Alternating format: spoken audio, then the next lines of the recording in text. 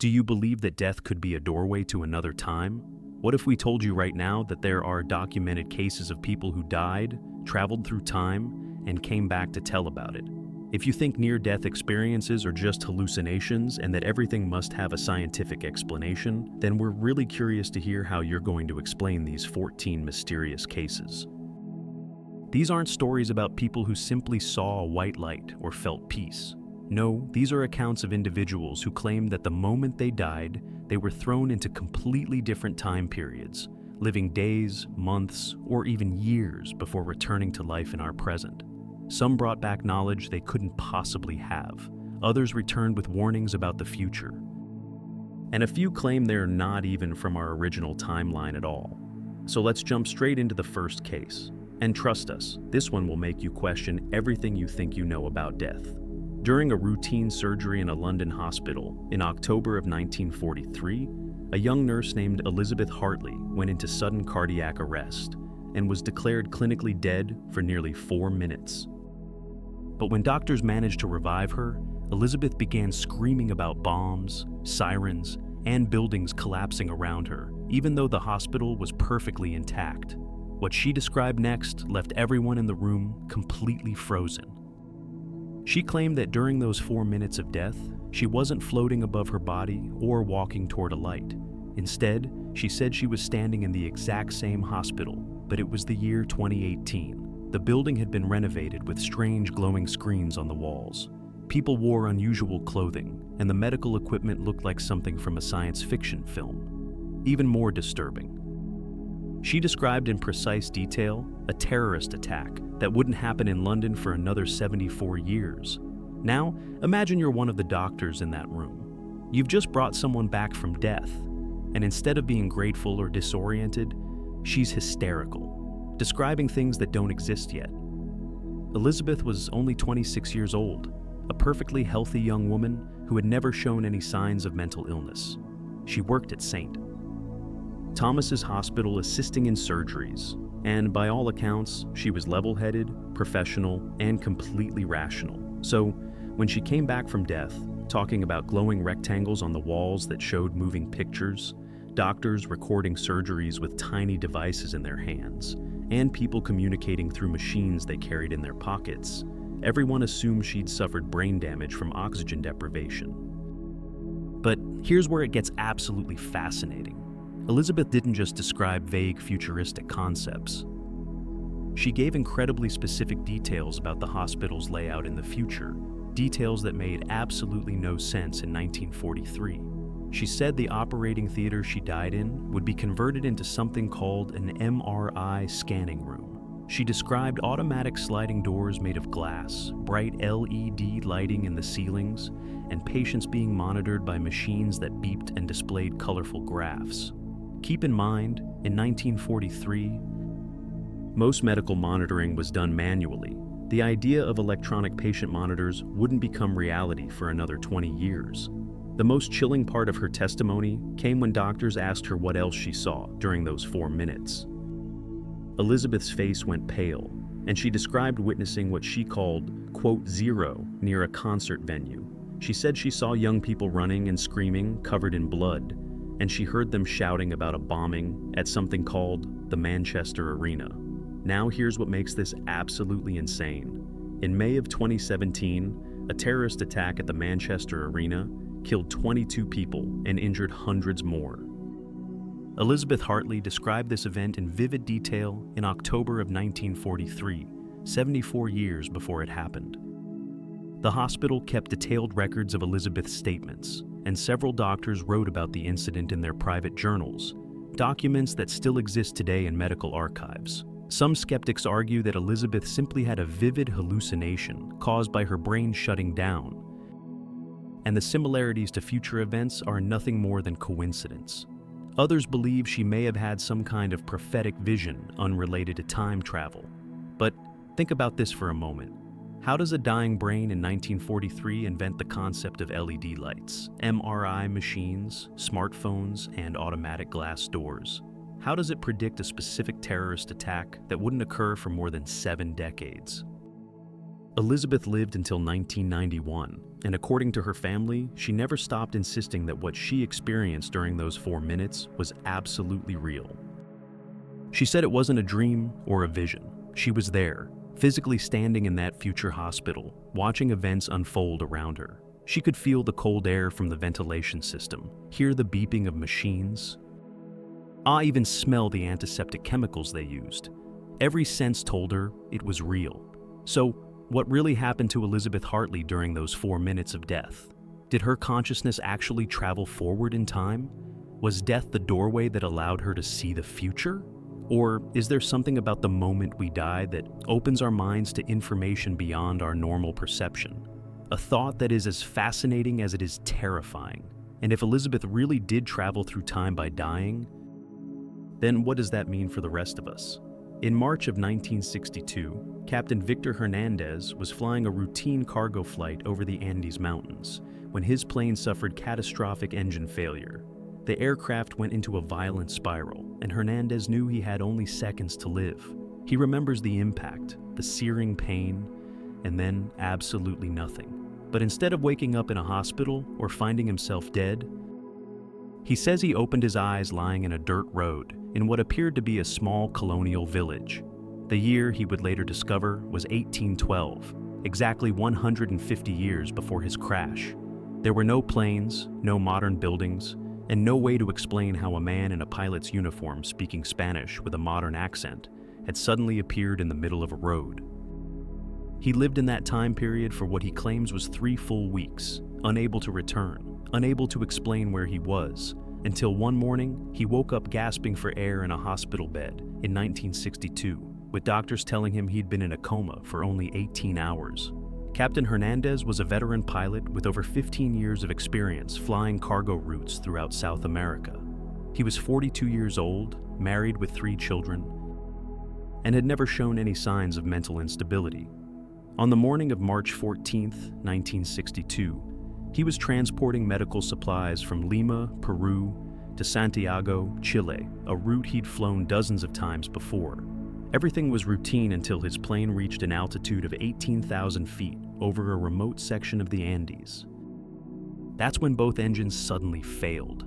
The plane dropped like a stone, spinning violently as Hernandez fought desperately to regain control. He remembers screaming into the radio, knowing no one could reach him in time, and then the mountain rushed up to meet him. Now imagine this. You're expecting to die. You feel the impact, the crushing pain, and then suddenly you're lying on your back, staring up at a bright blue sky. But something's wrong. The sounds are different. There are no rescue helicopters, no sirens, just the distant sound of horses and wooden cartwheels. Hernandez said he sat up and found himself in the middle of a small village surrounded by people dressed in clothing from over a century earlier. Women wore long dresses and shawls. Men had wide-brimmed hats and wore simple cotton shirts. And every single person who saw him reacted with absolute terror. Here's where it gets absolutely insane. Hernandez still had his pilot's uniform on, complete with his leather jacket, wristwatch, and even his identification badge. The villagers had never seen anything like it. They thought he was a demon or some kind of supernatural being who had fallen from the sky. He tried to explain who he was, where he came from, but his modern Spanish vocabulary made no sense to them. Words like airplane, engine, and radio didn't exist in their language yet. He was dragged before the village elder, a man named Don Felipe Morales, who questioned him for hours, convinced he was either possessed or insane. But what happened next is what makes this case truly fascinating. Hernandez said he spent 3 full weeks living in that village, sleeping in a barn, working in the fields to earn food, trying desperately to figure out how to get back to his own time. He learned that he was in a small colonial settlement called Villa Santiago, located in what would eventually become central Chile. The date, according to the village priest's records, was March 15, 1812. He watched these people live their daily lives, celebrated a wedding, even helped deliver supplies to a neighboring village on horseback. Every moment felt completely real. He could feel the cold mountain air, taste the simple bread and goat cheese they ate, and feel the exhaustion in his muscles from physical labor he'd never done before. Then, on what he believes was April 6, 1812, Hernandez went to sleep in that barn and woke up with doctors standing over him in a hospital in Santiago, Chile. It was March 15th, 1962. Only 18 hours after his plane crashed. Search and rescue teams had found the wreckage scattered across a mountainside. Hernandez was discovered barely alive, ejected from the cockpit, lying in snow with critical injuries. He'd been unconscious the entire time, or had he? The medical team treating him documented something extremely strange. Hernandez had calluses on his hands that weren't there before the crash, rough patches consistent with manual labor like farming or working with tools. His stomach contained food that didn't match anything in his pre-flight meal, simple grains and what appeared to be goat's milk. And when investigators examined his uniform, they found traces of soil and plant matter that, according to later analysis, came from vegetation common in the early 19th century, but largely extinct in modern times. Pretty creepy, right?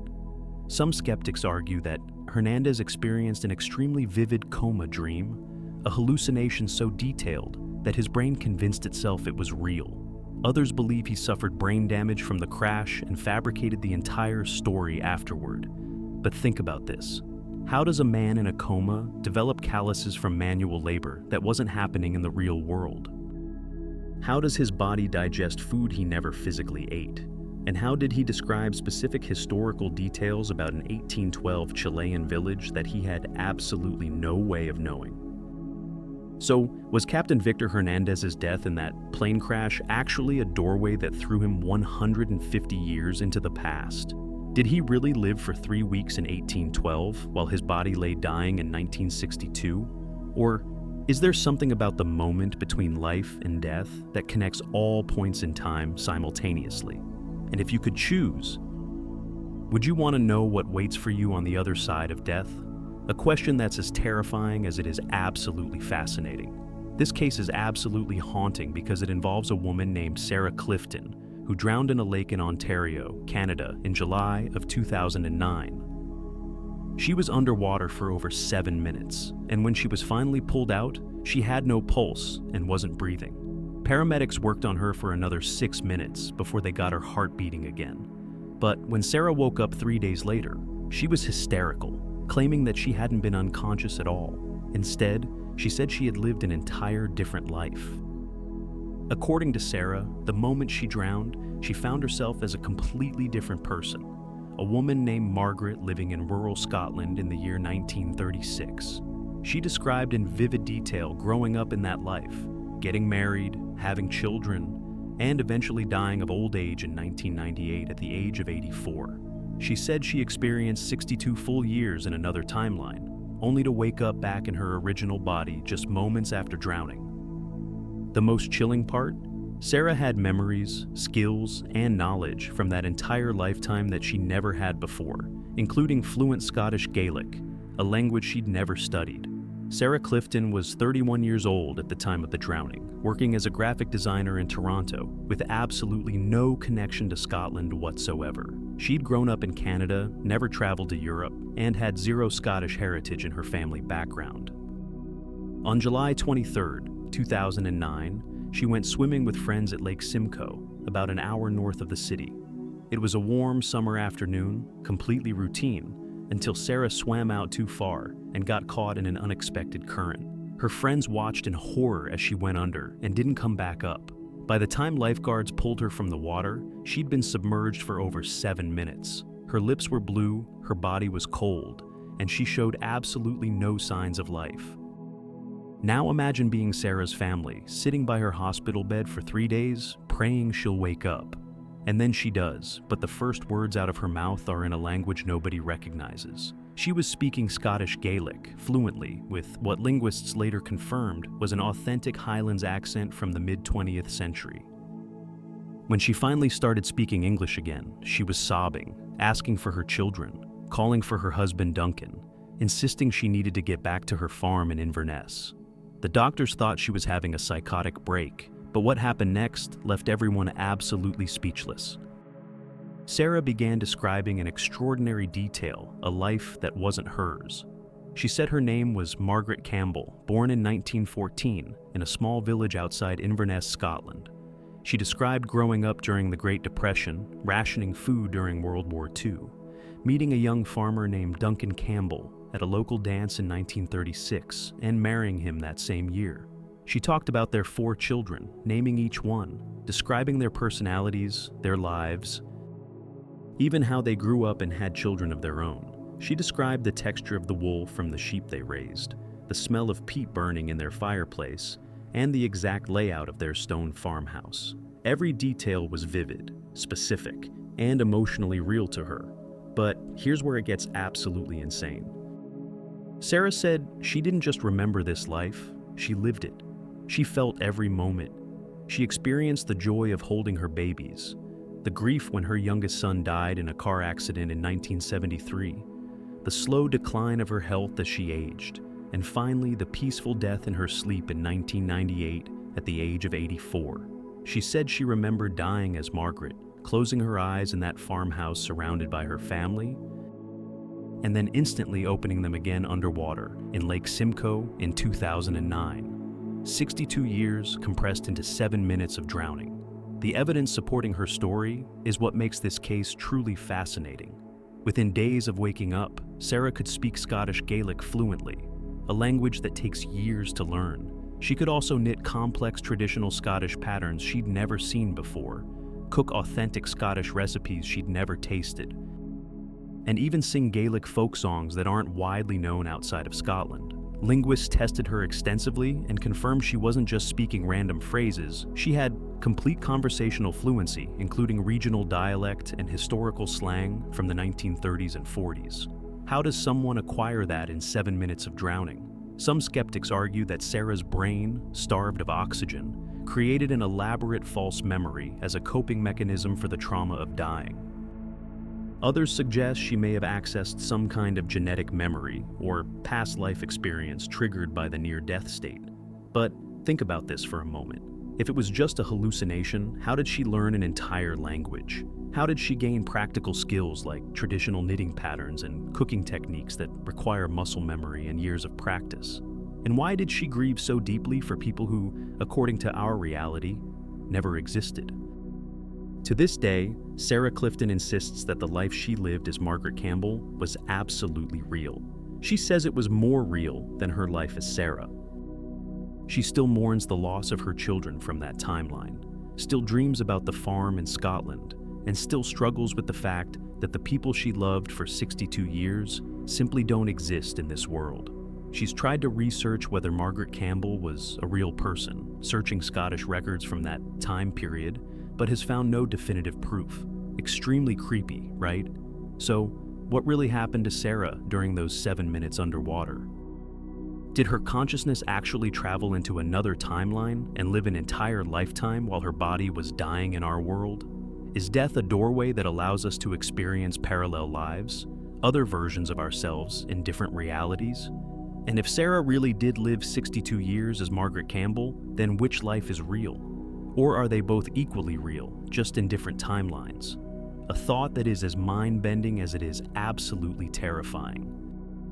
In the spring of 1918, during the final year of World War I, a British soldier named Thomas Ridley was caught in an explosion during the Battle of Amiens. Shrapnel tore through his chest, and according to the medics who found him, he was completely dead. No heartbeat, no breathing, gone. But somehow, against all odds, he suddenly gasped back to life nearly 8 minutes later.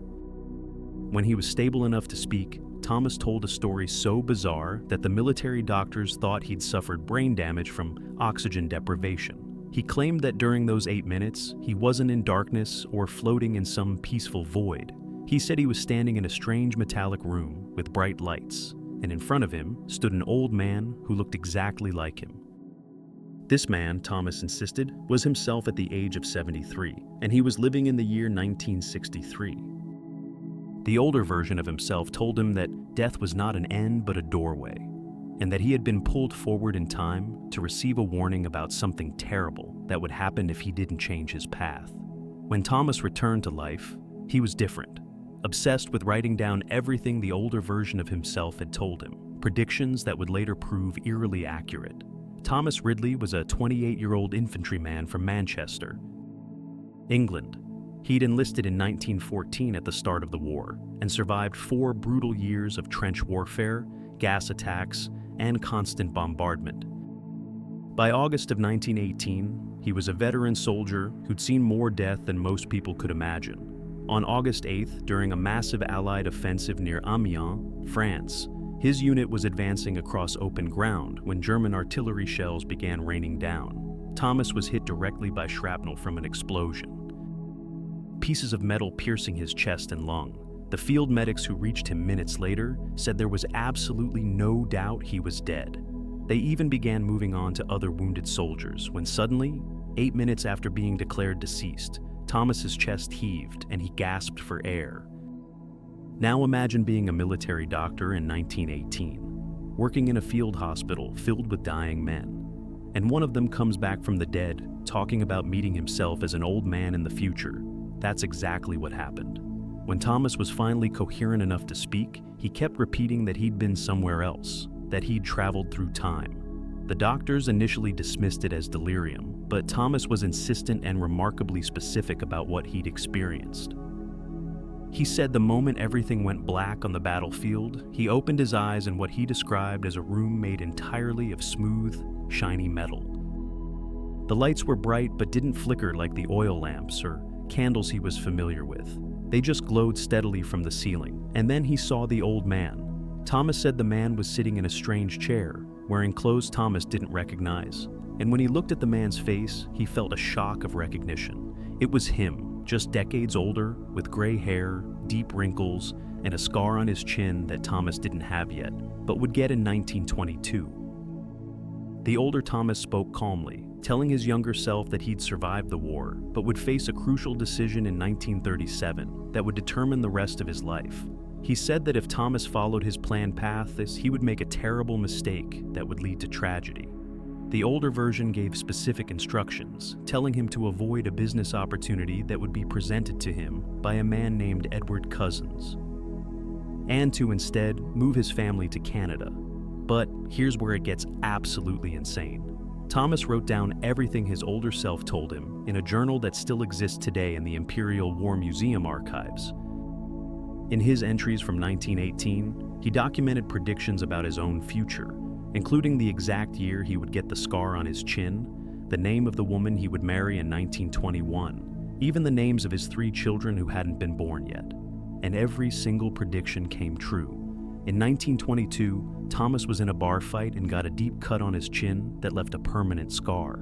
In 1921, he married a woman named Catherine Moore. They had 3 children with the exact names he'd written down 7 years earlier. The most remarkable prediction came in 1937. A business partner named Edward Cousins approached Thomas with an investment opportunity, exactly as his older self had warned. Thomas refused, despite it seeming like a lucrative deal. 6 months later, Cousins was arrested for fraud, and everyone who'd invested with him lost everything. If Thomas had ignored his older self's warning, his family would have been financially ruined. Instead, following the advice he received during those 8 minutes of death, Thomas moved his family to Toronto, Canada in 1938, where he lived peacefully until his death in 1963 at the age of 73. Some skeptics argue that Thomas experienced a vivid hallucination during his near-death state, and the predictions were either lucky guesses or details he retroactively added to his journal later. But historians who've examined the original documents confirm the journal entries were written in 1918 and never altered. Others believe Thomas may have had some kind of prophetic vision, unrelated to time travel. But think about this for a moment. How does a dying soldier in 1918 predict the exact name of a business partner he wouldn't meet for almost 20 years? How does he know the names of children who haven't been conceived yet? To this day, the case of Thomas Ridley remains one of the most documented and verified instances of someone claiming to meet their future self during death. His journal entries, military medical records, and the testimonies of family members all support his account. Thomas himself never wavered from his story, telling his children and grandchildren that death had shown him his own future and given him the chance to change it. Pretty fascinating, right? So, was Thomas Ridley's death on that battlefield actually a doorway that pulled him forward in time to meet himself 45 years later? Did his older self somehow reach back through time to warn his younger version and save his family from disaster? Or is there something about the moment we die that allows us to glimpse all possible versions of our future simultaneously? And if you could meet your future self during death, would you want to know what they had to say? Or would the knowledge be too terrifying to bear? In August of 2017, a 14-year-old boy named Marcus Chen was walking across a pedestrian bridge in Singapore when the railing gave way and he fell nearly 40 feet onto concrete below. Witnesses said the impact was so severe that there was no way he could have survived. And technically, he didn't. By the time paramedics arrived, Marcus had no pulse. They declared him dead at the scene. But then, inexplicably, as they were preparing to transport his body, he opened his eyes and sat up. What he said next made absolutely no sense. He claimed he had been in the year 2100, not as a spirit, not in a dream, but physically standing in a massive glass city that floated above the ocean. He described flying vehicles, buildings that seemed to grow like plants, and people who communicated without speaking. He said he met a woman there who told him he wasn't supposed to be there yet, that his death was premature and he needed to go back. Marcus described this experience as lasting for hours, even though in our timeline, he had been dead for less than 3 minutes. The doctors had no explanation, but Marcus insisted that what he saw was real, more real than anything he'd ever experienced, and he brought back detailed drawings of technology that doesn't exist yet. Marcus Chen was a straight-A student at Singapore American School, known for being logical, scientifically minded, and absolutely not the type of kid to make up wild stories. On August 17, 2017, he was walking home from a friend's house, taking a shortcut across the Henderson Waves Bridge, one of Singapore's most famous pedestrian bridges. It was early evening, around 6:30, and the bridge was crowded with tourists and locals enjoying the sunset. Marcus was about halfway across when he leaned against the wooden railing to look at the view below. That's when a section of the railing, weakened by recent weather damage, suddenly gave way. Marcus fell 40 feet straight down onto the concrete walkway below. Multiple witnesses called emergency services immediately. But when paramedics arrived just 4 minutes later, Marcus showed no vital signs whatsoever. No pulse, no breathing, pupils fixed and dilated. They checked multiple times, confirming what everyone already knew. The 14-year-old boy was dead. The impact alone should have killed him instantly. They covered his body with a sheet and were literally in the process of loading him onto a stretcher to transport him to the morgue when something absolutely impossible happened. Marcus's hand moved, then his chest heaved, and then he sat straight up, gasping for air, eyes wide open, staring around in absolute confusion. Now, imagine being one of those paramedics. You've just declared a child dead, covered his body, and now he's sitting up talking to you. Marcus's first words were, quote, "4." He was disoriented, panicked, insisting that he'd been somewhere else, that he'd been gone for hours. When doctors at Singapore General Hospital examined him, they found something absolutely baffling. Marcus had a skull fracture, broken ribs, internal bleeding, all consistent with falling 40 feet onto concrete. But somehow, impossibly, he was alive and conscious. Even more strange, while his injuries were severe, they were healing at an abnormally accelerated rate. Within 3 days, fractures that should have taken months to heal had already begun to knit back together. But what Marcus described during those 3 minutes of death is what makes this case truly extraordinary. He said the moment he hit the concrete, everything went white. And then he was standing on a platform made of something that looked like glass but felt alive under his feet. In front of him was an enormous city suspended in the air above an ocean that stretched as far as he could see. The buildings, he said, weren't constructed in the traditional sense. They grew organically, like massive crystalline trees with branches that formed rooms and walkways. Flying vehicles moved silently between the structures, not with propellers or jets, but by somehow bending the air around them. He said the sky had a strange purple tint, and there were 2 suns, one much smaller and dimmer than the other. Marcus described walking through this city, and absolutely no one seemed surprised to see him.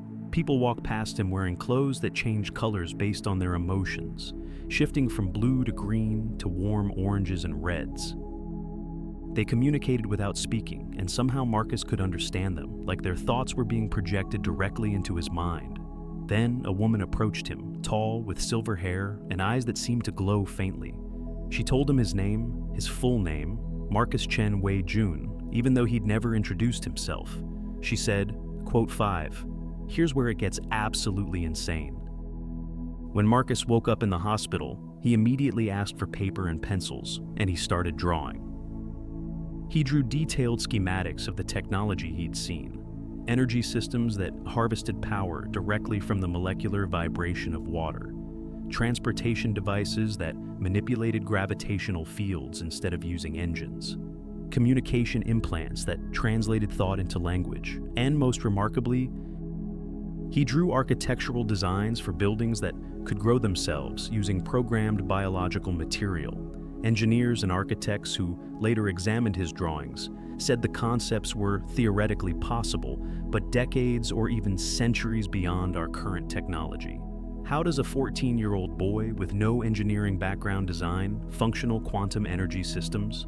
Some skeptics argue that Marcus experienced an extremely vivid hallucination triggered by massive head trauma, and his brain created an elaborate fantasy world during those 3 minutes.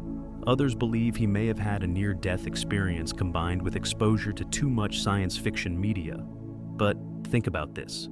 Marcus had never shown any interest in futuristic technology before the accident.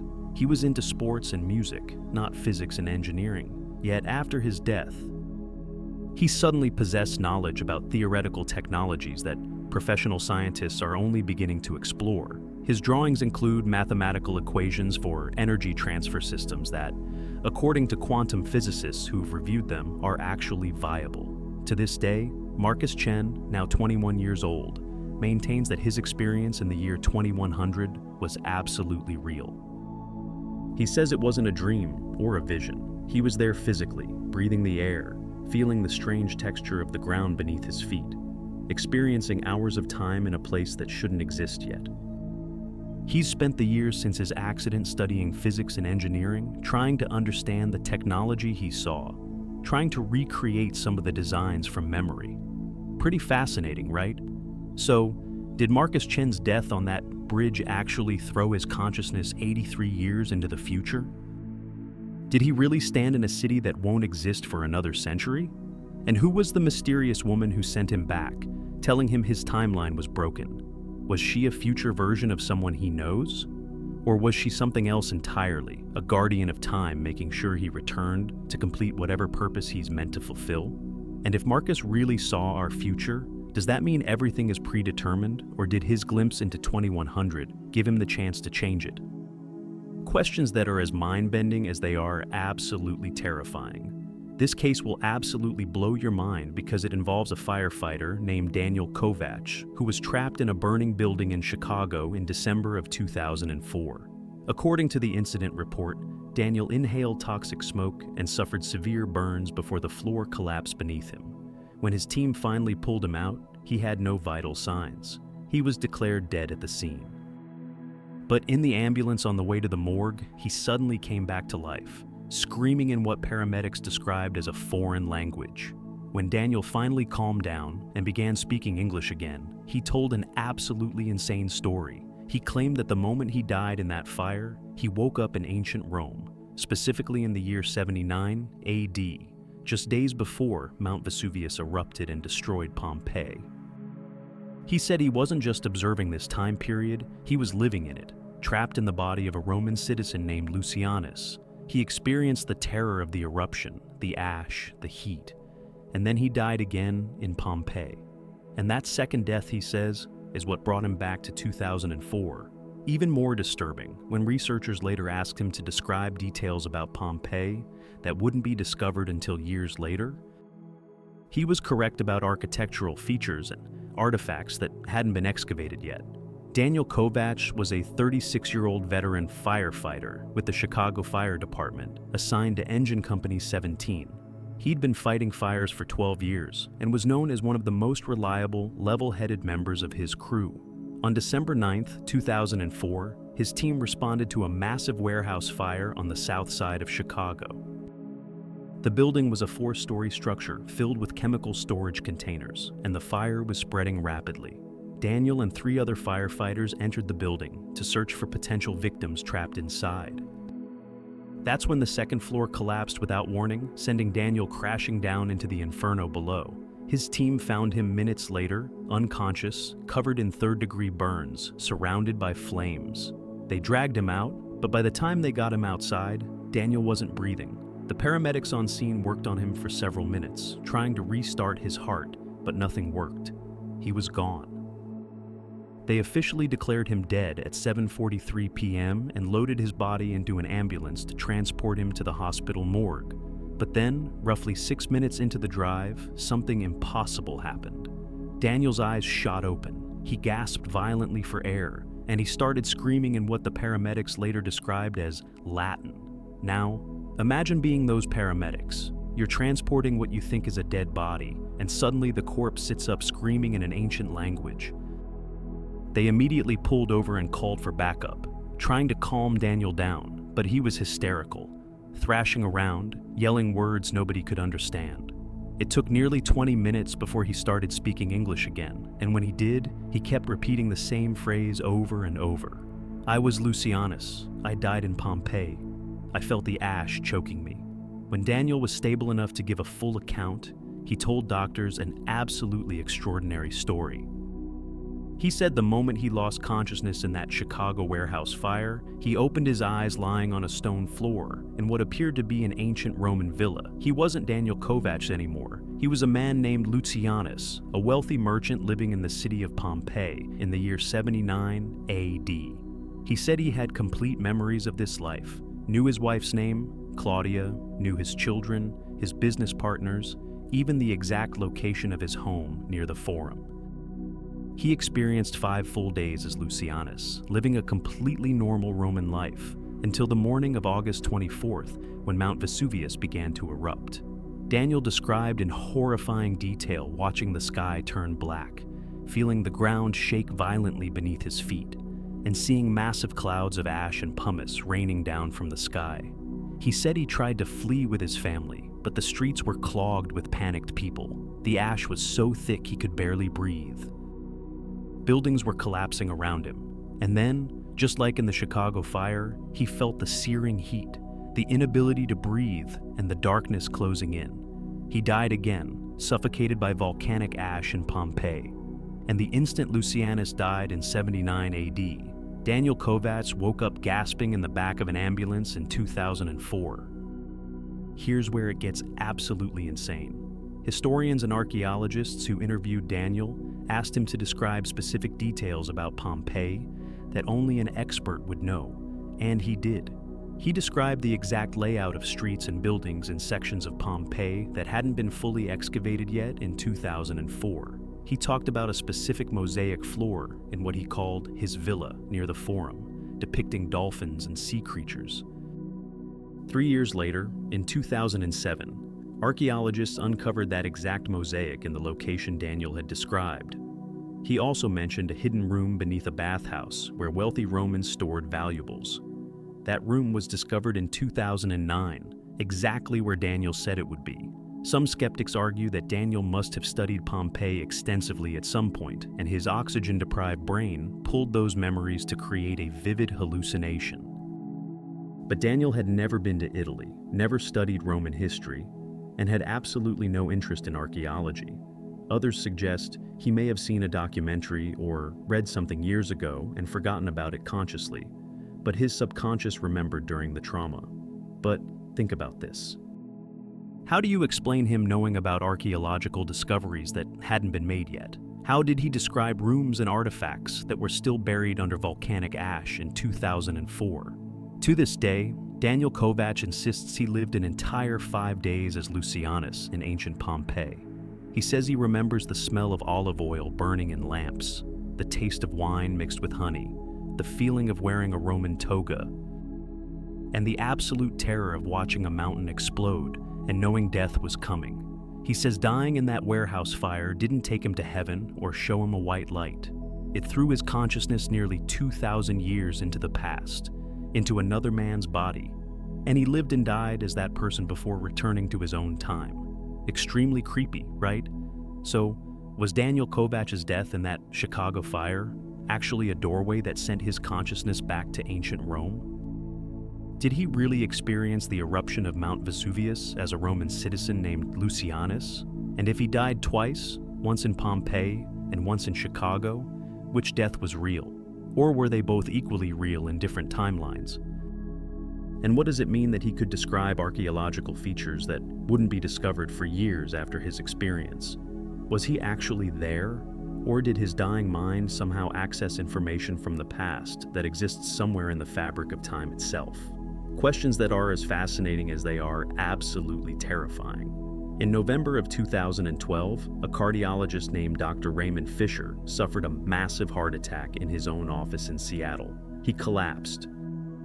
And despite being surrounded by medical equipment and colleagues, he was clinically dead for nearly 9 minutes before they managed to revive him.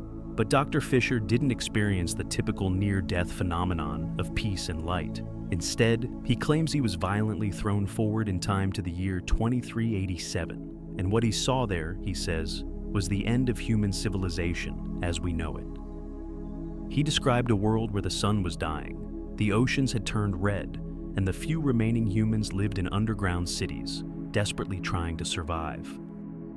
He said he wasn't just watching this future, he was experiencing it, living it, feeling the desperation and the fear. When he came back to life, Dr. Fisher was never the same. He left his medical practice and dedicated his entire life to warning people about climate change and the environmental disasters he claims he witnessed. Skeptics say it was just a hallucination caused by lack of oxygen to the brain. But Dr. Fisher described technologies and scientific concepts that didn't exist in 2012 but are now starting to emerge. How could a dying brain invent that, Doctor? Raymond Fisher was 54 years old, a respected cardiologist who'd spent nearly 30 years saving people from the exact condition that would kill him that day. He worked at Seattle Heart Institute, had published numerous research papers, and was known for his rational, scientific approach to medicine. On November 7, 2012, he was in his office reviewing patient files when he felt a sudden crushing pain in his chest.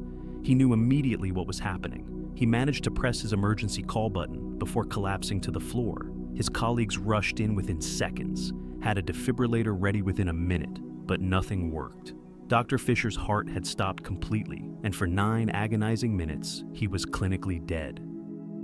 Now imagine being a doctor who spends his entire career understanding how the heart works, how death happens, and then experiencing it yourself. When Dr. Fisher finally regained consciousness 3 days later in the ICU, the first thing he did was ask what year it was. The nurses thought he was confused, disoriented from the trauma. But Dr. Fisher insisted he needed to know the date because he'd been somewhere else. When else? And he had no idea how much time had actually passed. When they told him it was still November of 2012, he broke down crying, saying, quote, 8. What Dr. Fisher described during those 9 minutes of death is absolutely haunting. He said the moment his heart stopped, he felt a sensation like being pulled violently forward through a tunnel made of light and darkness. Then he was standing on the surface of Earth, but it was an Earth he barely recognized. The sky was a sickly orange color, and the sun, he said, looked smaller and dimmer than it should, like it was dying. The temperature was unbearable, well over 130 degrees Fahrenheit. The oceans, which he could see stretching out before him, weren't blue. They were dark red, almost the color of rust, and the water was completely still, like it had died. He said he was standing near what used to be Seattle, but the city was gone. In its place were massive craters and the skeletal remains of buildings covered in some kind of crystallized substance. And then he saw them, the survivors. Humans, but different. They were pale, almost translucent, moving slowly like their bodies could barely handle the heat. They were wearing suits that looked like they were made of living tissue, pulsing and breathing with them. Dr. Fisher said he tried to speak to them, but they communicated differently through some kind of neural interface that projected thoughts directly into his mind. One of them, a woman who identified herself as a historian, told him he was experiencing the year 2387. She said humanity had survived multiple catastrophic events, wars, pandemics, climate collapse. But this was the final chapter. The sun was entering its red giant phase earlier than scientists had predicted, and Earth had become uninhabitable on the surface. The remaining humans, she said, numbered less than 2 million worldwide, and they lived in massive underground cities carved deep into the planet's crust. She told Dr. Fisher that the tipping point, the moment when humanity lost its chance to prevent this future, happened in the early 21st century, when people ignored the warnings about environmental collapse. But here's where it gets absolutely insane. Dr. Fisher described technologies he saw in that dying world that didn't exist in 2012. He talked about atmospheric processors that tried to filter carbon from the air using engineered bacteria. He described quantum refrigeration systems that kept the underground cities cool by manipulating molecular vibration. He mentioned genetic modifications that allowed humans to survive on minimal water and oxygen. And most remarkably, he described a form of energy generation based on extracting power from the planet's own magnetic field. At the time, in 2012, most scientists thought these concepts were purely theoretical. But in the years since, researchers have begun developing early versions of exactly these technologies. Some skeptics argue that Dr. Fisher experienced a complex hallucination triggered by oxygen deprivation to his brain during those 9 minutes of death. Others believe he may have had a prophetic vision or accessed some kind of collective unconscious that showed him possible futures. But think about this. Dr. Fisher was a cardiologist, not a climate scientist or a futurist. He had no background in environmental science or advanced physics. Yet after his near-death experience, he could describe in technical detail the mechanics of technologies that were only theoretical concepts in 2012. How does a dying brain invent functional scientific processes that haven't been discovered yet? To this day, Dr. Raymond Fisher, now 74 years old, has dedicated his life to environmental activism. He left his successful medical practice, sold his house, and used his savings to fund climate research and education programs. He gives lectures around the world, warning people about what he saw in 2023-87. He shows detailed drawings and diagrams of the technologies he witnessed, many of which engineers now confirm are scientifically viable. He's written 3 books about his experience, and in every interview, he maintains the same unwavering position. What he experienced wasn't a dream or a hallucination. It was real. He was there, standing on a dying Earth, breathing air so hot it burned his lungs, seeing the last remnants of humanity clinging to survival in a world we destroyed. Pretty terrifying, right? So, did Dr. Fisher's death actually throw his consciousness 375 years into the future? Did he really witness the end of human civilization? And if what he saw was real, does that mean our future is already determined? Or did he bring back this knowledge specifically so we could change it? He claims the historian he met in 2387 told him, "You're here because you still have time to warn them. Don't waste it." Was that message real? Is Dr. Fisher a messenger from our own dying future, sent back through death to give humanity one last chance? Or is he simply a man whose brain created an elaborate warning story to process his own mortality? And if you had seen what he saw, would you have the courage to spend the rest of your life trying to convince people it was real? Questions that are as urgent as they are absolutely haunting. This case is one of the strangest you'll ever hear, and it happened in January of 2015 when an experienced hiker named Viktor Sokolov got lost during a blizzard in Siberia. He was found 3 days later, frozen solid, his body temperature so low that he was legally dead. Rescue teams brought him to a medical facility, and after hours of careful rewarming, Victor's heart started beating again. When he regained consciousness weeks later, he insisted that he hadn't been unconscious at all. He claimed that the moment he froze to death, he found himself in a completely different version of Siberia, one covered in massive glaciers and filled with animals that have been extinct for thousands of years. He said he was in the Ice Age, roughly 12,000 years ago, and he lived there as a member of a nomadic tribe for what felt like several months. He hunted woolly mammoths, learned to make fire without modern tools, and communicated with people who had never seen anything from the modern world. Then, one night, he went to sleep in that ancient time and woke up in the hospital in 2015. The doctors thought he was delusional, but Victor could describe survival techniques and animal behaviors that he had no way of knowing. Information that matched what paleontologists have only recently discovered about Ice Age life. Viktor Sokolov was a 41-year-old wilderness survival expert from Novosibirsk, Russia. He'd spent over 20 years hiking, camping, and surviving in some of the harshest environments on Earth. Siberia in winter was nothing new to him. He knew how to build shelters, start fires in sub-zero temperatures, and navigate using only the stars. On January 12, 2015, Viktor set out on a solo hiking expedition in the remote Verkhoyansk region, one of the coldest inhabited places on the planet. He had plenty of supplies, experience, and a satellite phone for emergencies. But when a massive blizzard hit unexpectedly, visibility dropped to zero, and Viktor became completely disoriented. For 3 days, search and rescue teams tried to locate him, but the storm was too severe. When the weather finally cleared on January 15th, they found Viktor lying in a snowbank nearly 2 miles from his planned route. His skin was blue-gray, his body was rigid, and his core temperature had dropped to 71 degrees Fahrenheit. For context, normal body temperature is 98.6. Anything below 75 is considered incompatible with life. Viktor Sokolov was by every medical definition dead. But the rescue team had seen cases of extreme hypothermia before, and they knew there was a slim chance. They transported his frozen body to a specialized medical facility in Yakutsk, where doctors began the slow, careful process of rewarming him. Now, imagine this. You're a doctor working on what you believe is a corpse, and suddenly, after hours of treatment, the heart monitor beeps. Viktor's heart started beating again. His body temperature gradually climbed. And after 3 weeks in a coma, he opened his eyes.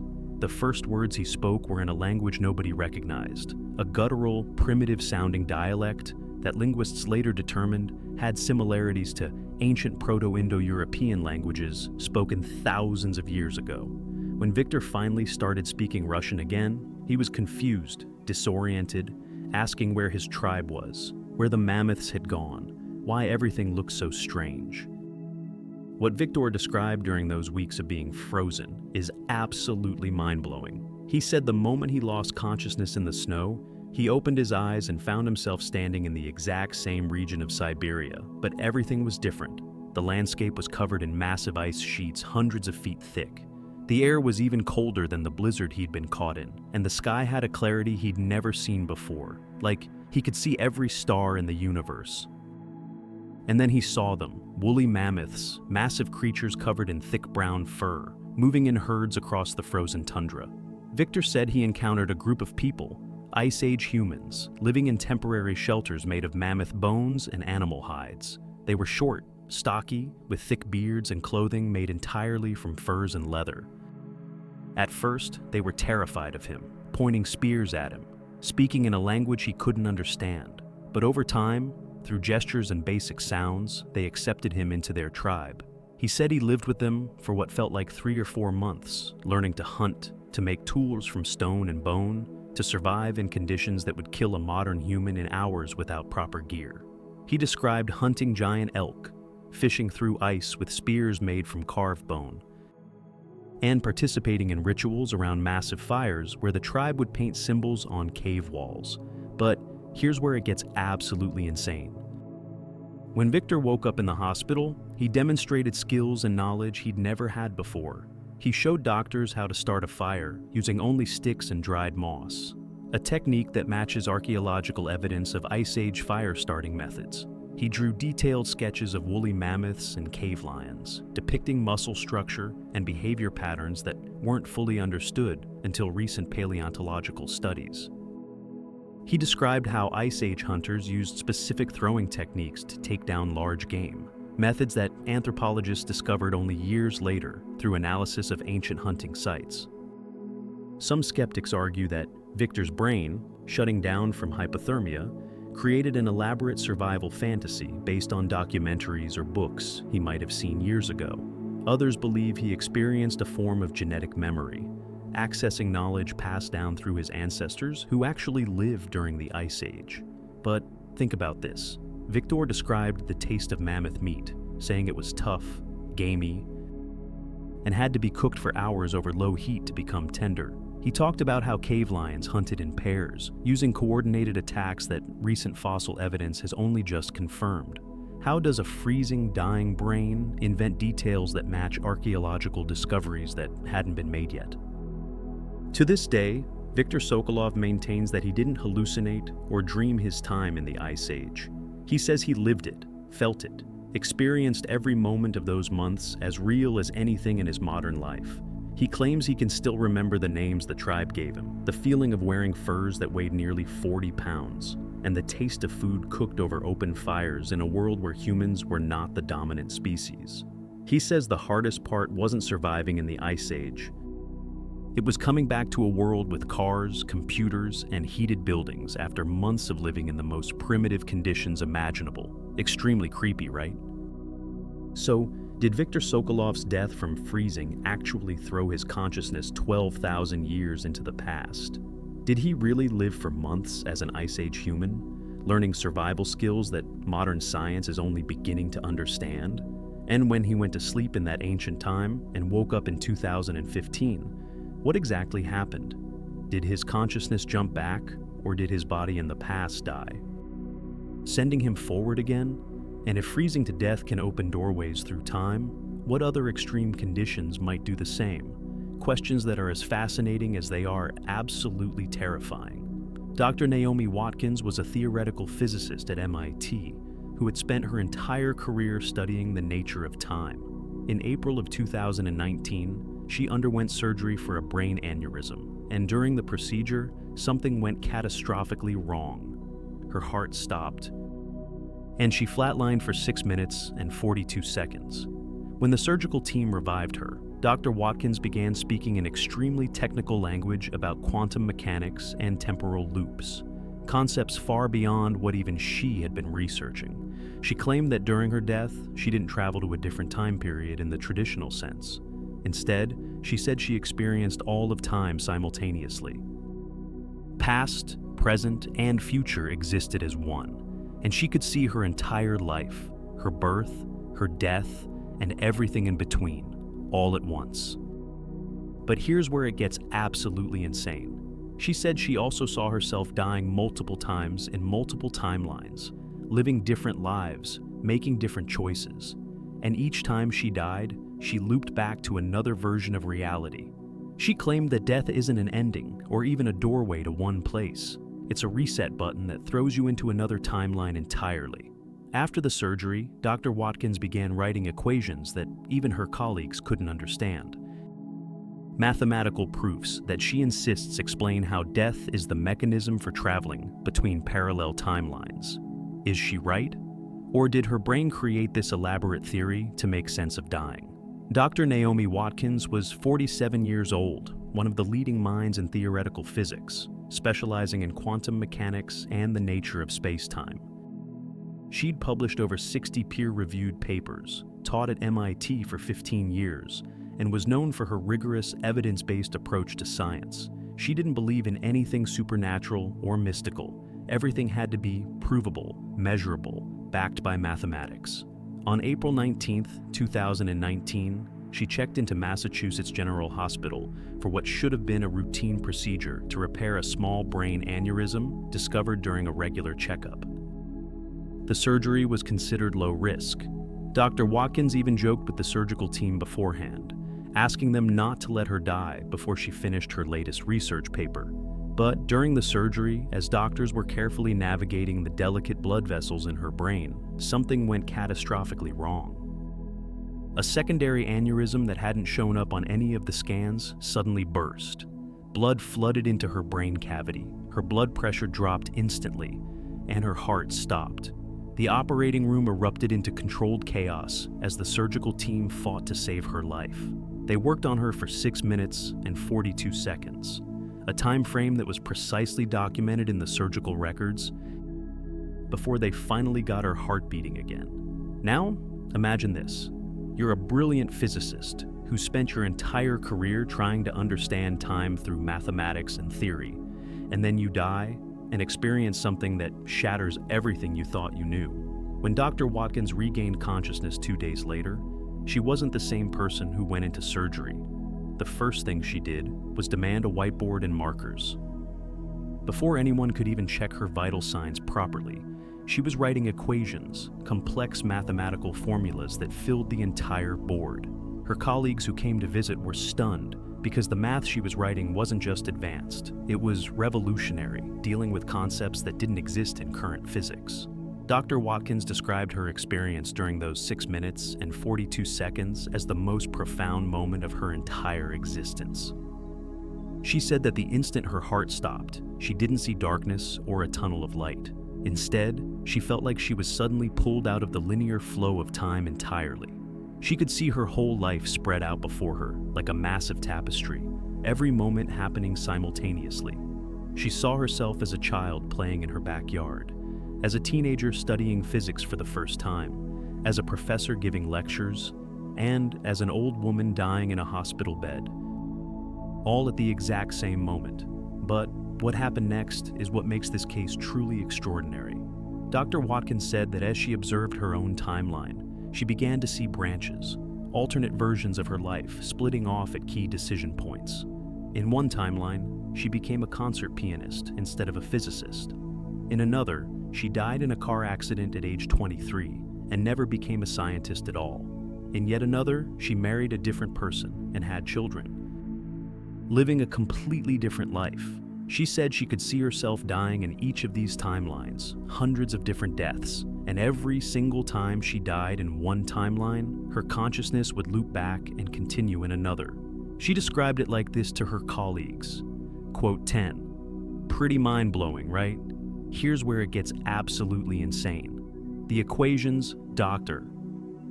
Watkins wrote after her near-death experience weren't just philosophical musings. They were rigorous mathematical proofs attempting to explain how consciousness could exist outside linear time. She described something she called, quote, 11, a theory suggesting that human awareness isn't bound to a single timeline, but exists simultaneously across all possible versions of our lives. According to her calculations, death is the moment when our consciousness becomes untethered from one specific timeline and shifts to another, creating the illusion of a continuous life when in reality, we're constantly jumping between infinite parallel existences. Some of her colleagues at MIT were fascinated but skeptical. They argued that Dr. Watkins experienced a complex hallucination caused by oxygen deprivation to her brain during those 6 minutes of cardiac arrest. Others suggested that her knowledge of quantum physics allowed her brain to create an elaborate theoretical framework during the trauma, essentially inventing a scientific explanation for the dying process. But think about this. Dr. Watkins wrote mathematical proofs that several quantum physicists have since reviewed and admitted are theoretically sound. She described concepts about the relationship between consciousness and quantum states that are now being explored in cutting-edge physics research. How does a dying brain invent functional theoretical physics that pushes the boundaries of current scientific understanding? 2. This day, Dr. Naomi Watkins maintains that what she experienced wasn't a hallucination or a dream. She says she saw the fundamental structure of reality, the infinite loop of life, death, and rebirth across parallel timelines. She's now working on a comprehensive theory she calls, quote, 12, attempting to prove mathematically that death is not an end, but a transition point between parallel versions of our existence. She claims that every person reading this, every person who's ever lived, has already died thousands of times in other timelines and will continue dying and being reborn in infinite variations forever. Extremely creepy, right? So, did Dr. Watkins actually glimpse the true nature of time and consciousness during her 6 minutes of death? Is she right that we're all trapped in an endless loop, dying and jumping to new timelines without ever realizing it? And if her theory is correct, does that mean you've already lived this exact moment in other timelines, making different choices, experiencing different outcomes? Could death really be nothing more than a reset button that throws us into another version of our infinite existence? And perhaps the most unsettling question of all, how many times have you already died without knowing it? Questions that are as fascinating as they are absolutely terrifying. In September of 2021, a 17-year-old named Kyle Morrison overdosed on opioids at a party in Los Angeles. By the time paramedics arrived, he had been without oxygen for so long that permanent brain damage seemed inevitable. He was clinically dead for over 11 minutes. When they finally resuscitated him, Kyle was unconscious for another 4 days. But when he woke up, he started speaking in Middle English, a form of the language that hadn't been spoken in over 600 years. His parents were horrified. The doctors were baffled. It took Kyle nearly a week to remember modern English, and when he did, he told them an unbelievable story. He said that when he overdosed, he didn't see darkness. He woke up in the body of a knight named Sir Edmund, living in England in the year 1347, right in the middle of the Black Plague. He said he lived as this man for what felt like 3 full years, fighting in battles, witnessing the horrors of the plague, and eventually dying from the disease. That second death, he claims, is what brought him back to 2021. Linguists who studied Kyle's speech patterns confirmed that he was speaking authentic Middle English, including dialects and slang that aren't recorded in any history books. How could a modern teenager know that unless he'd actually lived it? Kyle Morrison was a typical high school senior from Pasadena, California. He played basketball, got decent grades, and had absolutely zero interest in medieval history or ancient languages. His parents said he'd never read historical novels, never watched documentaries about the Middle Ages, and definitely never studied anything remotely related to medieval England. On September 23, 2021, Kyle went to a party at a friend's house. Someone offered him pills. He took them without knowing exactly what they were. Within an hour, Kyle collapsed on the bathroom floor, his lips turning blue, his breathing barely detectable. When paramedics arrived 14 minutes later, Kyle had no pulse and wasn't breathing. They administered Narcan, a drug that reverses opioid overdoses, but it didn't work. They tried CPR, defibrillation, everything in their arsenal, but Kyle remained flatlined. It took 11 agonizing minutes before they finally got a weak heartbeat. They rushed him to Huntington Memorial Hospital, where he was placed on life support, his brain swollen, his prognosis grim. Doctors told his parents to prepare for the worst. Even if Kyle survived, he would likely have severe brain damage from oxygen deprivation. Now, imagine being Kyle's parents, sitting by his bedside for 4 days, praying he'll wake up, and then he does. But the first words out of his mouth sound like something from a medieval manuscript. Kyle opened his eyes and immediately started speaking rapidly in a language his parents didn't recognize. The nurses called for a translator, thinking maybe he was speaking Spanish or another modern language, but nobody could understand him. It wasn't until a hospital chaplain who happened to have studied medieval literature came to visit that they realized what Kyle was speaking. It was Middle English, the language spoken in England from roughly 1100 to 1500 AD. For nearly a week, Kyle could only communicate in Middle English. He used words like, quote, 13, quote, 14, and quote, 15, not as a joke or an act, but naturally, like it was the only language he knew. He kept asking for his squire, demanding to know where his sword and armor were, and insisting he needed to return to his lord's service. His parents were devastated, convinced their son had lost his mind. But then, gradually, modern English started coming back to him, and when it did, Kyle told a story that left everyone absolutely speechless. He said, the moment he overdosed and everything went black, he opened his eyes in a completely different body. He was no longer Kyle Morrison, 17-year-old high school student. He was Sir Edmund Hartley, a 28-year-old knight in service to a nobleman in Lancashire, England. The year was 1347, and the Black Death had just reached England, killing millions. Kyle said he didn't just observe this life, he lived it. He remembered every detail, the weight of chainmail armor, the smell of horses and unwashed bodies, the taste of bread and ale that made up most of his diet. He fought in skirmishes against rival lords, trained young squires in swordsmanship, and watched in horror as the plague swept through villages, killing entire families in days.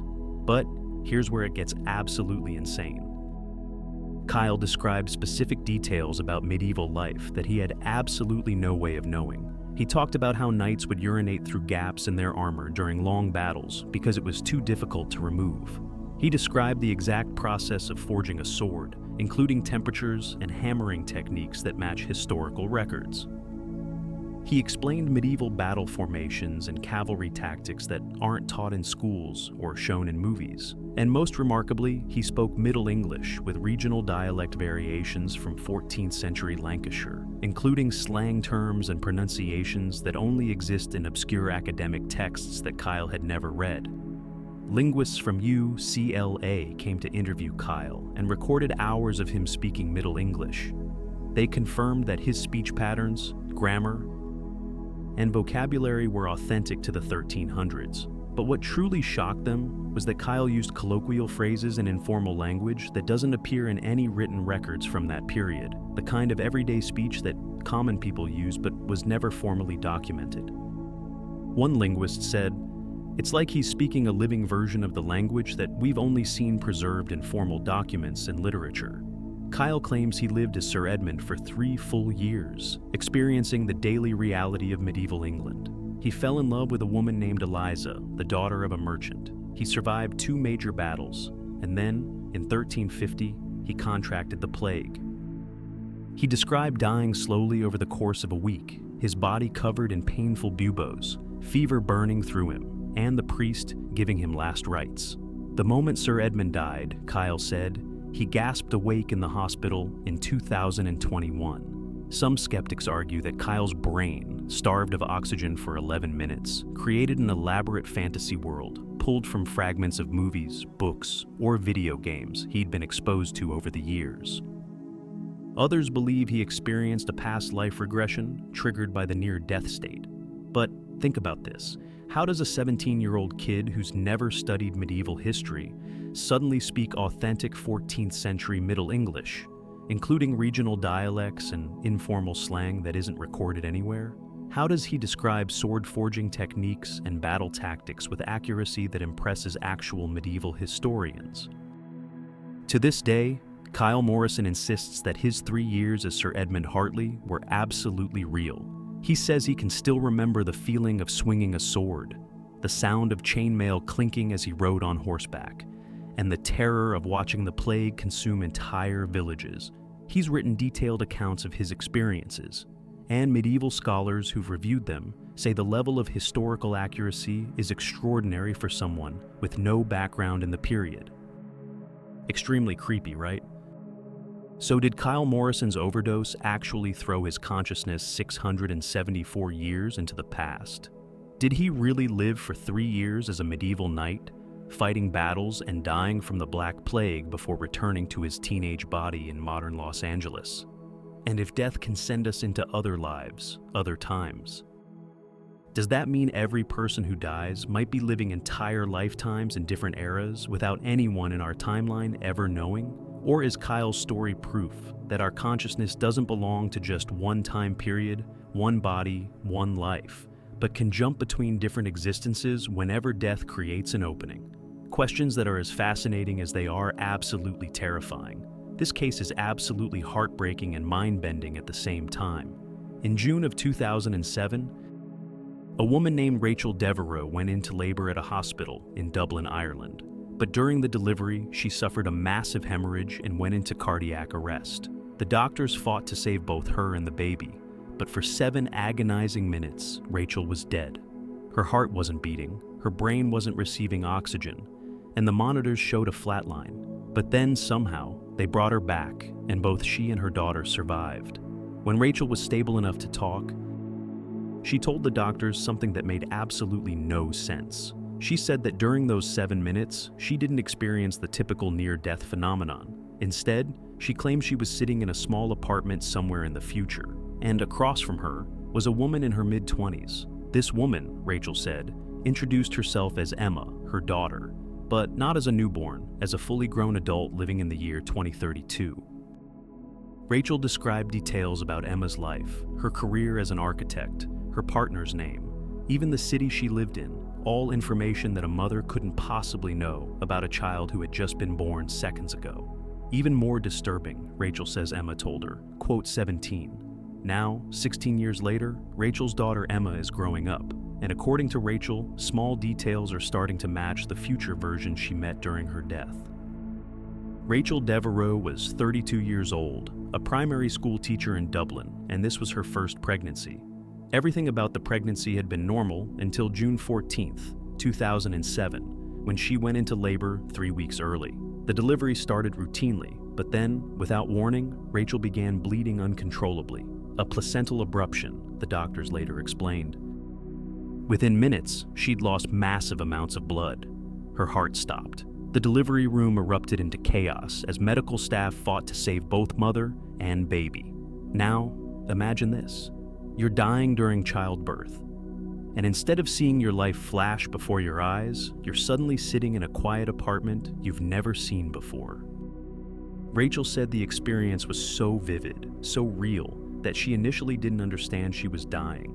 She was sitting on a cream-colored couch, sunlight streaming through large windows, and across from her sat a young woman with dark hair and green eyes exactly like Rachel's own. The woman smiled and said, "Hi, Mom. I know this is confusing, but I'm Emma. I'm your daughter." Rachel described the apartment in extraordinary detail.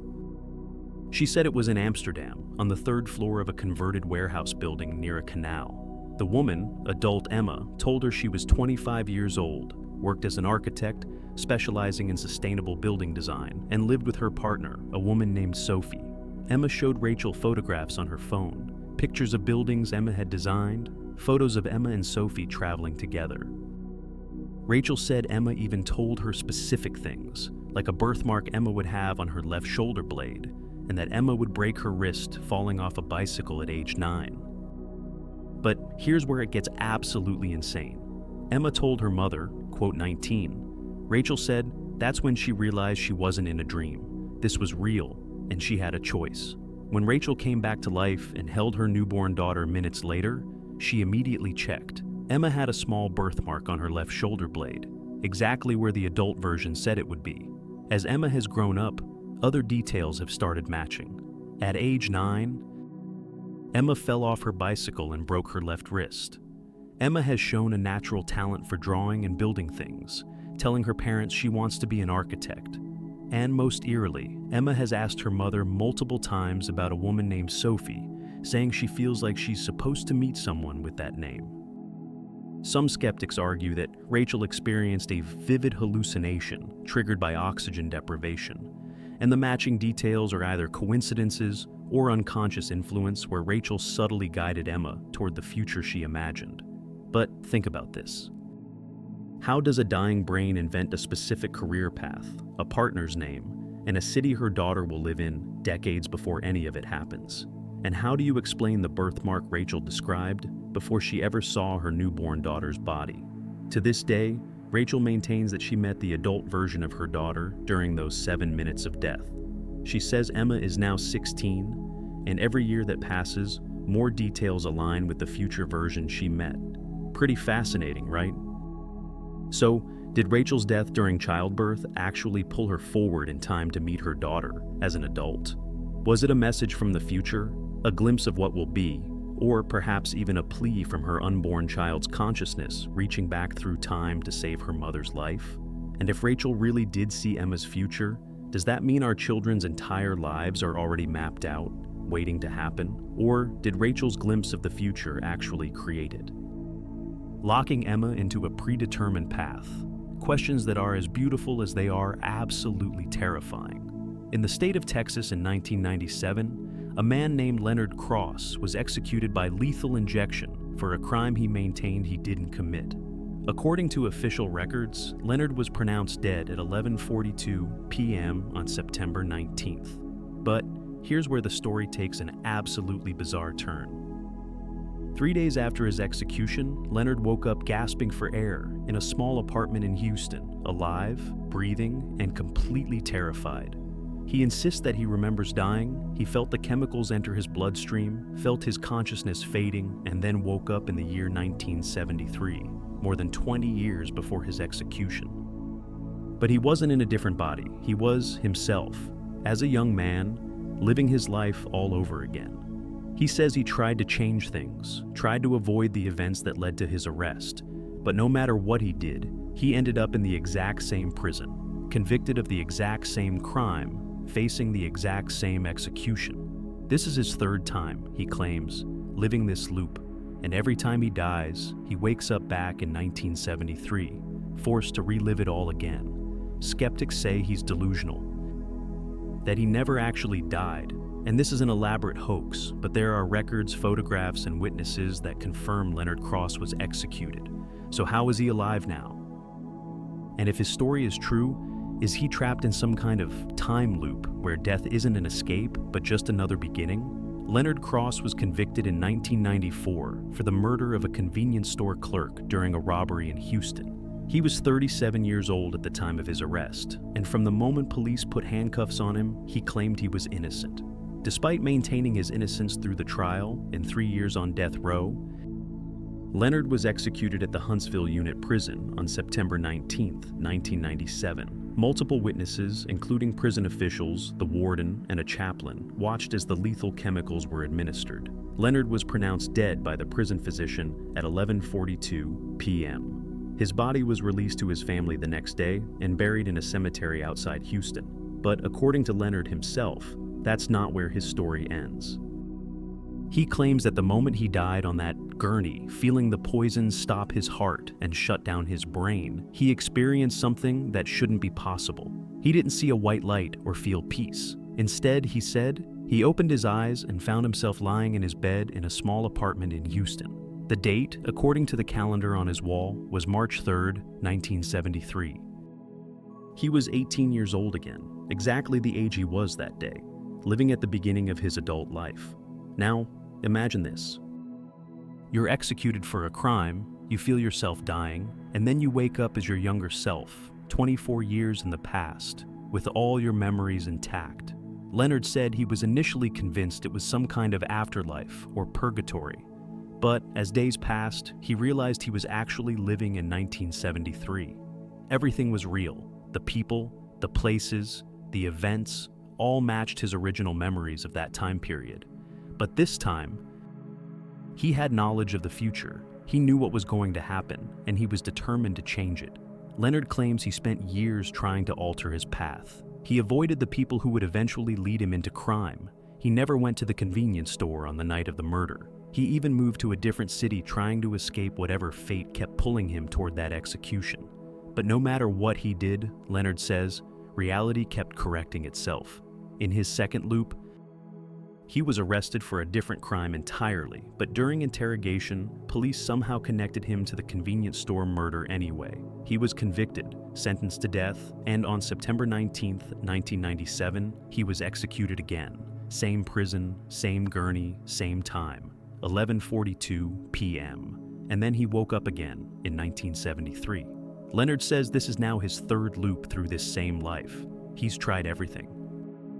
He's made different choices, lived in different places, even tried to find the real killer to prove his innocence before the crime even happened. But every single time, the loop corrects itself. He ends up arrested, convicted, and executed on the exact same date at the exact same time. He describes it as being trapped in a cosmic prison where death is not an exit, but just a reset button that forces him to relive his worst nightmare over and over. But here's where it gets absolutely insane. Leonard has detailed knowledge of events that haven't happened yet in this current timeline. He's made predictions about major news events, sports outcomes, even personal details about people he meets. And they've all come true. He knew about 9/11 before it happened, predicted election results years in advance, and can recite word-for-word conversations he's had with people in previous loops. Some people who've interviewed him say his level of specific knowledge is impossible to fake. And then there's the evidence that cannot be explained. Official Texas Department of Criminal Justice records confirm that Leonard Cross was executed on September 19, 1997. There are photographs of his body, signed death certificates, and witness testimonies. His grave still exists with a headstone marking his death in 1997. Yet Leonard Cross is walking around Houston today, alive, claiming he died and came back.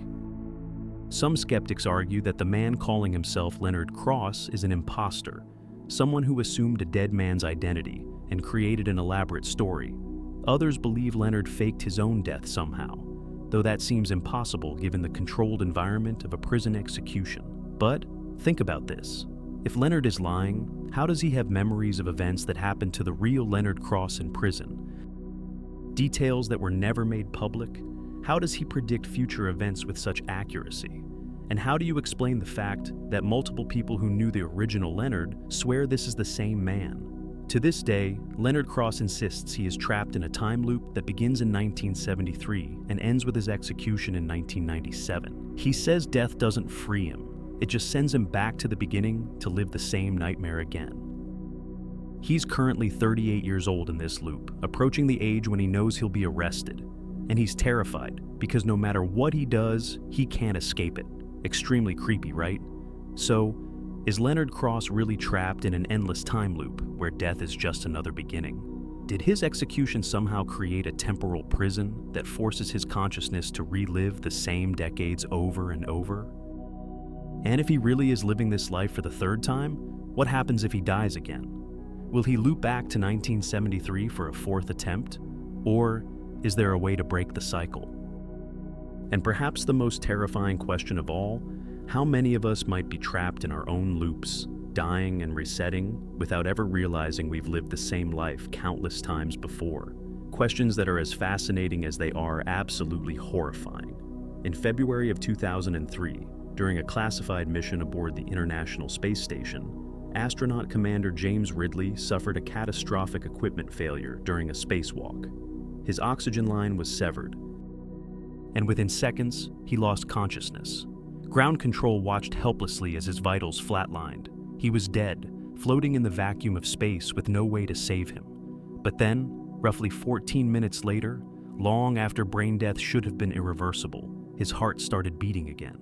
When they brought him back inside and stabilized him, Commander Ridley told a story that NASA tried desperately to keep classified. He claimed that during his death, he didn't see heaven or experience nothingness. Instead, he said he woke up on Earth, but it wasn't the Earth he left. This planet looked almost identical. Same continents, same oceans, same cities. But the history was different. In this version of Earth, the Soviet Union had won the Cold War. The United States didn't exist as a superpower, and the space program was controlled by a completely different nation.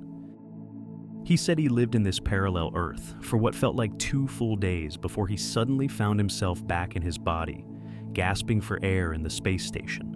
The most chilling part of his testimony, he says there are small differences in the Earth he returned to compared to the one he left. Tiny details that are wrong, like certain historical events happened differently, or people he knew have slightly different memories. Commander Ridley believes he didn't return to his original timeline. He returned to one that's almost identical, but not quite. And if that's true, then death might not just be a doorway through time. It might be a doorway between entire realities. Commander James Ridley was a 46-year-old veteran astronaut with NASA, having completed 3 previous missions to the International Space Station. He was a former Air Force pilot, had a PhD in aerospace engineering, and was known for being exceptionally rational and level-headed. On February 8, 2003, he was conducting a routine spacewalk to repair a damaged solar panel on the ISS. The mission was classified because the panel contained experimental technology that NASA didn't want publicized. Everything was proceeding normally until a micrometeorite, a tiny piece of space debris traveling at thousands of miles per hour, struck his suit and severed his oxygen line. Now, imagine this. You're floating in the vacuum of space, your oxygen is gone, and you have maybe 15 seconds of consciousness left before you die. Commander Ridley said he remembers the alarm going off in his helmet, the pressure dropping, his vision narrowing. Ground control in Houston was screaming instructions, but there was nothing anyone could do. His fellow astronauts inside the station scrambled to reach him, but they were too far away. Within 20 seconds, Ridley was unconscious. Within 90 seconds, his heart stopped. The mission logs show he was clinically dead for 14 minutes and 8 seconds, floating in space while his crew desperately tried to retrieve his body. But then, something impossible happened. As they were pulling his lifeless body back into the airlock, his heart spontaneously started beating again. No defibrillator, no CPR, no medical intervention whatsoever. His heart just started on its own. When they got him stable and removed his helmet hours later, Commander Ridley was conscious, breathing, and completely terrified. The first thing he said was, quote, 20.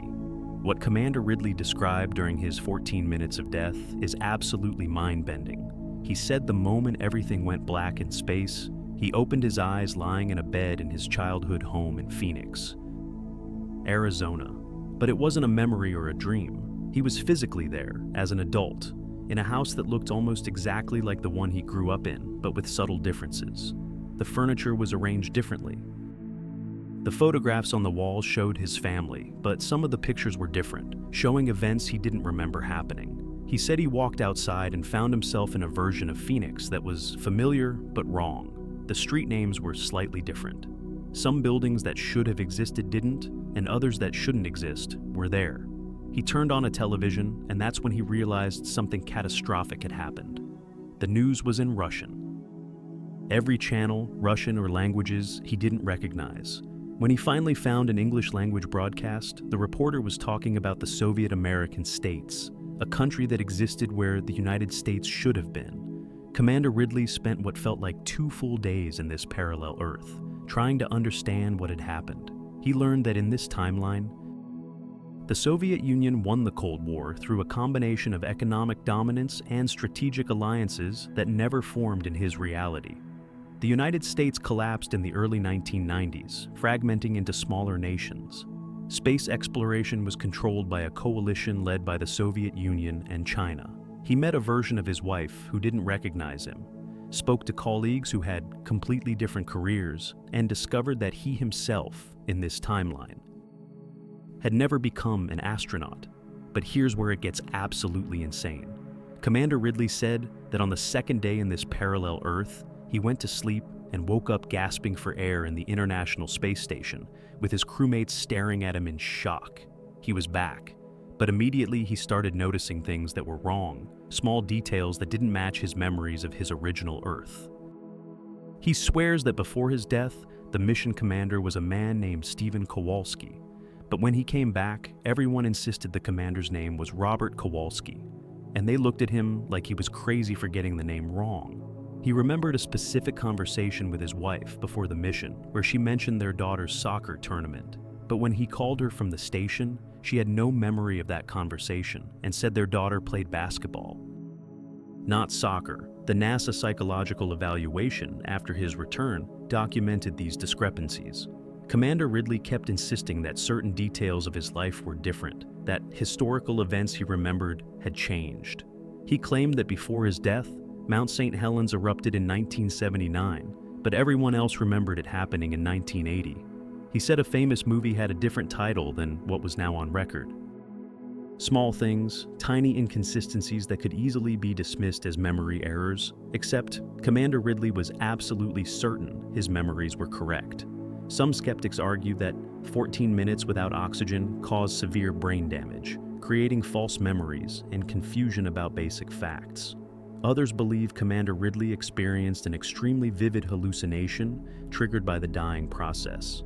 But think about this.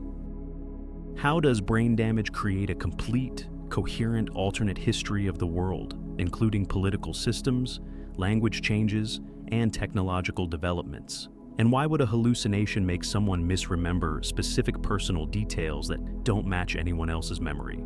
To this day, Commander James Ridley, now retired from NASA, maintains that he died in space and woke up in a parallel Earth.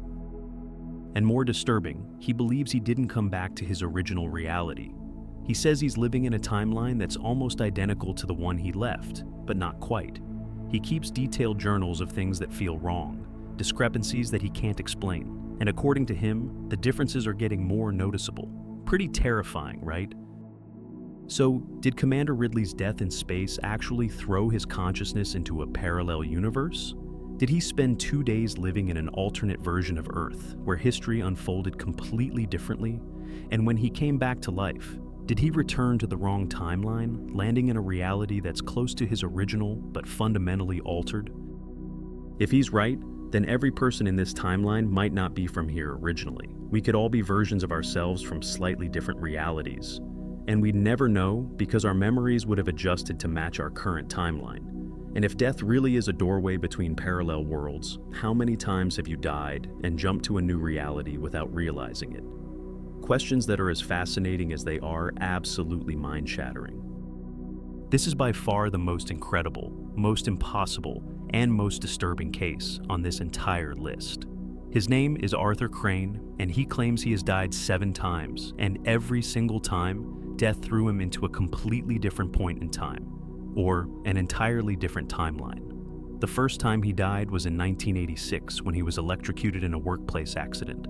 He says he woke up in the year 1723 as a farmer in colonial America. The second time he died, it was from pneumonia in that timeline in 1768, and he woke up in the year 2047 in a futuristic city he didn't recognize. Each time he dies, he's thrown to a different era, sometimes the past, sometimes the future, and sometimes what he believes are alternate versions of Earth entirely. He's lived as a soldier in World War II, a merchant in ancient Egypt, a factory worker in the Soviet Union, and even as a settler on what he describes as a Mars colony in the year 2200. Arthur is currently living in our present day, but he insists this isn't his original timeline. He says he's been keeping detailed journals of every life he's lived, every death he's experienced, and every timeline he's visited. And here's the part that will absolutely haunt you. Arthur claims that he's starting to see patterns, repeated events, repeated people, as if reality itself is looping and recycling the same souls through different times and places. He believes that death is not the end of consciousness, it's the mechanism by which we move through the infinite versions of existence. And if Arthur is telling the truth, then every single one of us has died before and will die again, over and over, forever, each time waking up in a different when or where, never remembering the lives we left behind, unless, like Arthur, something goes wrong and the memories bleed through. Arthur Crane is currently 58 years old, living in Portland, Oregon, working as a librarian, but according to him, this is just his latest life in a chain of existences that stretches across thousands of years and multiple realities. He says his first life, his original life, began in 1964 when he was born in Chicago. He lived a normal childhood, went to college, got a job as an electrical engineer, and then, on March 12, 1986, he was electrocuted while repairing industrial equipment. He died instantly, and that's when his journey through time began. Now, imagine this. You die, and instead of experiencing an afterlife or ceasing to exist, you wake up in a completely different body, in a completely different time period, with all your memories intact. Arthur says the moment he died in 1986, he opened his eyes lying in a dirt floor cabin in colonial Massachusetts. The year was 1723. He was no longer Arthur Crane, the engineer. He was Thomas Whitfield, a 32-year-old farmer with a wife and 3 children who didn't recognize him as anyone other than their husband and father. He had their memories, knew their names, understood his role in their lives, but underneath it all, he was still Arthur, trapped in someone else's existence. He lived as Thomas Whitfield for 45 years, farming the land, raising a family, watching his children grow up and have children of their own. And then, in 1768, he caught pneumonia and died in his bed at the age of 77. The moment Thomas died, Arthur woke up again, this time in the year 2047, living in a massive floating city above the ocean as a man named K. Chen. He says this future Earth was technologically advanced beyond anything we can imagine today, with AI controlling most aspects of life and humans living in harmony with sentient machines. But here's where it gets absolutely insane. Each time Arthur dies in one timeline, he's thrown randomly to another. His third death, as K. Chen in 2047, sent him to 1942, where he became a German soldier named Hans Becker, fighting in World War II. He died on the battlefield in Stalingrad in 1943 and woke up in ancient Egypt around 1200 BC as a merchant named Amun-Ra. He died of illness in that timeline and woke up in the Soviet Union in 1968 as a factory worker named Dmitry Volkov. Each life, each death, each jump, completely random, completely unpredictable. Arthur has kept meticulous journals documenting every single life he's lived. He writes down names, dates, historical events he witnessed, technologies he saw in the future, and detailed descriptions of how each world differed from the others. He's accumulated 7 lifetimes worth of memories, knowledge spanning thousands of years, and experiences from timelines that may not even exist in our version of reality. And what he's discovered is absolutely terrifying. Arthur says he's starting to recognize patterns. He claims he keeps meeting the same souls in different bodies, different times. His wife from his original life in 1986, he says he's encountered versions of her in multiple timelines, sometimes as a stranger, sometimes as a friend, sometimes as family. He believes that the same consciousness, the same souls, keep getting recycled through time and reality, living different lives, dying, and jumping to new existences. He's met people in ancient Egypt who he later encountered in the future on Mars. He's seen the same faces, the same personalities, just in different bodies, different roles, separated by thousands of years. But what's most disturbing is what Arthur says about our current reality. He insists this isn't his original timeline. He claims he died in his 6th life and woke up here, in our present day, but small details are wrong. Historical events he remembers differently. Technologies that exist now that didn't in his timeline. People who are alive that should be dead, and vice versa. He believes he's living in a parallel version of Earth that's close to his original reality, but not identical. Some skeptics argue that Arthur is suffering from a severe dissociative disorder, creating elaborate false memories to cope with trauma or mental illness. Others believe he may have access to genetic memory or some form of collective unconscious that makes him think he's lived other lives. But think about this.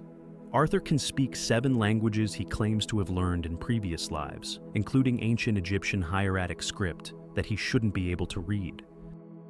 He's described historical events from perspectives that match archaeological evidence discovered only recently. He's drawn detailed maps of future cities and Mars colonies with architectural designs that engineers say are theoretically viable. To this day, Arthur Crane maintains that he has died 7 times and lived 7 different lives across thousands of years and multiple realities. He says death is not an ending, it's a transfer point, a mechanism that throws our consciousness into new bodies, new times, new versions of existence.